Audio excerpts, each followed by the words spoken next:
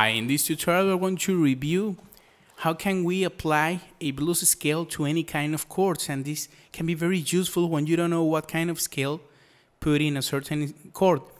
So we're going to review first the chord progression we're going to use for this example. Is going to be a 3-chord progression where we are going to play examples for minor chords, major chords, and for dominant 7 chords, which are those three the most basic chords you're going to find in any kind of music. So we're going to play a 2-5-1 progression, which is going to be in the key of G major. So we're going to start in the second, which is a minor. It's going to be an A minor. Then we're going to move to a D, which is going to be a D7 dominant 7, and we finish in G major. So here in this example we are using minor chords, dominant 7 chords, and major. And all of these chords can be applied to the blues scale. We're going to review here how. First of all, the harmonization we're going to be using here is not going to be a complex harmonization. We're going just to play the root note, the 5th of that chord, and the 7. When we play minor chords and dominant 7 chords, the 7 is a dominant, which is a whole tone back from the root note. So this is the harmonization we're going to be using for the left hand. Here we don't need any bass to play with. When we change to the D7, we're going to play the D, the 5th, and the dominant 7, which is a C. And when we get to the G major, we're going to play G, D, and F sharp or G flat.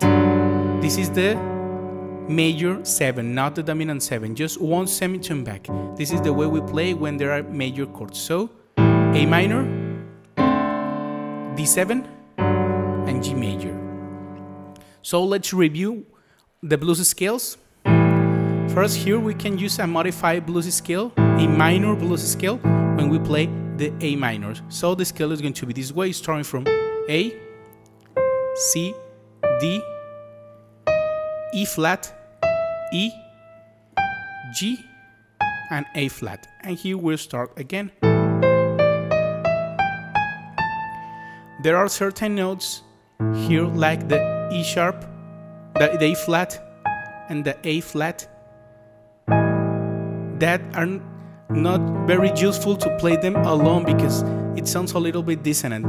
But they're very useful when you're trying to get to another note from that note, and this is what gives the scale that jazzy style.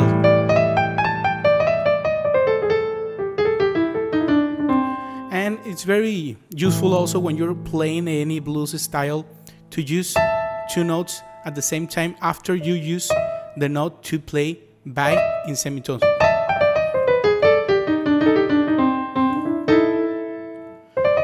So this scale is very useful when you're playing a minor scale, a minor chord.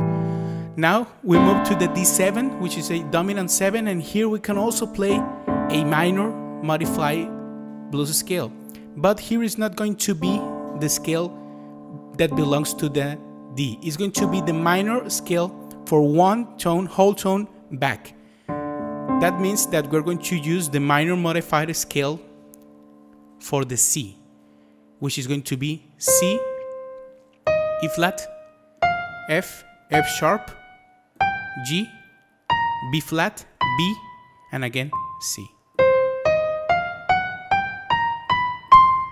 Here the F sharp and the B are going to be the notes just to pass by. This is very useful because the root note is the dominant 7 from the chord we're playing in the left hand, and it's still a blues scale. Just remember that you have to play the minor blues scale from one tone back from the dominant chord in the 7 you are playing. So again, in the minors, in the dominant 7s, and when we play a major chord, we're going to play also a blues scale, but a major blues scale. Here is going to be the major blues scale for the G, which is going to be G, A, B flat, B, D, E flat, and E.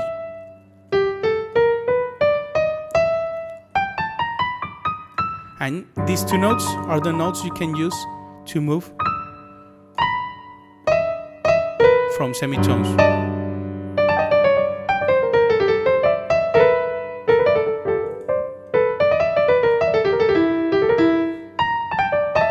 So, minor chords,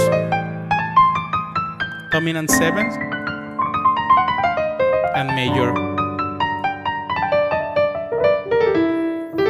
So, when you don't know what scale to use, you just have to know what kind of chord you're playing with the left hand or the main harmonization, and you can apply any blues scale depending on the kind of chord you're playing with the left hand.